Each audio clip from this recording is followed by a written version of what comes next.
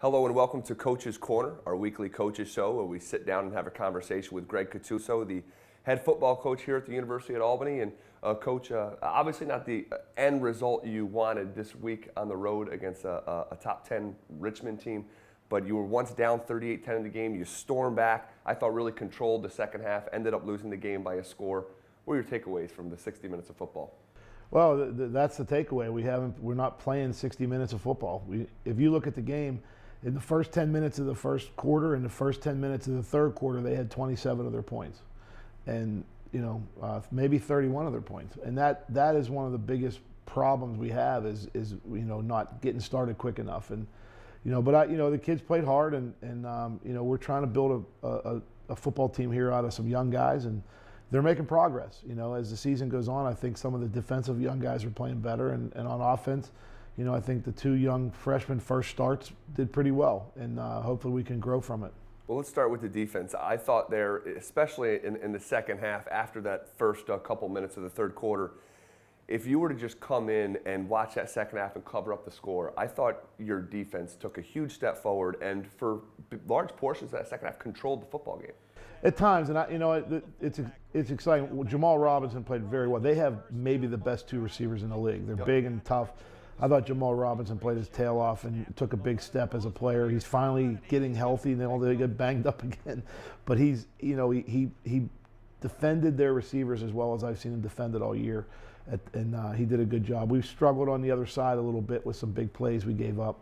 I thought the linebacking core, having Deshaunte Thompson back he played a really good football game for us, and he and Julian, were doing a nice job. Having Neil Morrison back was big. He played a pretty good football game. So, up front, we're playing hard up front. We need to get a little more precise in what we do, but they competed, and that's all we can do at this point. Sometimes it comes down to you're playing them on their home field, and they're a good football team, and we weren't able to get it done. But I was happy with our compete level. On the other side of the football, you started Nevin Sussman, who was a true freshman. A year ago was in high school, and here he is playing the sixth-ranked team in the country. And although his completion percentage wasn't there and he threw some picks, I still thought he passed the eye test and looked really well at points. Yeah, it's not we knew he threw him to the dogs, and I'm glad to. I like to do that. In my career, I've thrown many freshman quarterbacks to the dogs, and he handled it as well as any of the ones I've ever done it to. To play a team like that on their home field, on their homecoming, there was a lot of energy there, and he handled himself well. He used to start out with a bad pick, and he threw 4 interceptions, but they were the kind that really don't kill you, and I thought he played really well. The most important thing was he was in control. He was calm. He's easygoing out there, and he was in charge, and I think that's what great quarterbacks do. Elijah Token-Hanks, another freshman, one of the many on this team, runs for over 200 yards. The first time UAlbany's had a 200-yard rusher since 2013 when Omar Osborne did it at Colgate. What did you think about his performance?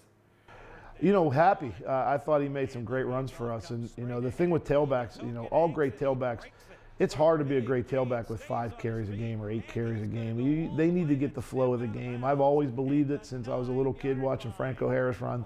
The more carries you gave them, the great backs do better the more carries they get. And I think that this was the first chance that Elijah's had to feel the game and be part of a full game. And he played great. He ran some people over. He made some people miss.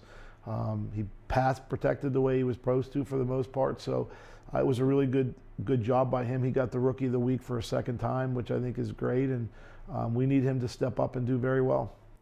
Looking forward to this week, you have Delaware, traditionally a very tough team, and have you seen them on tape yet? I know it's still early in the weekend. What do you see? Do you see something that you could possibly exploit this coming weekend? Well, we're always looking for things to exploit. That's not easy. They're a good team, and they're really good at home. I mean, they've beaten William & Mary, and they beat New Hampshire at home, and they've had a few struggles. Their struggles have all been on the road, so we've got to go in there and play them in a hostile environment and where they've played very good football. So it's a challenge.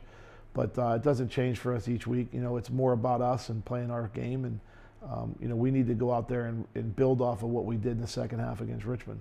All right, thanks for your time, Sure. and best of luck taking another step forward this week. Thank you. All right, that'll do it for this week's conversation with Coach. As always, you can catch us next week. We'll look back at Delaware and ahead to the rest of the CAA schedule. For Greg Cattuso, I'm Zach By. We'll see you next time.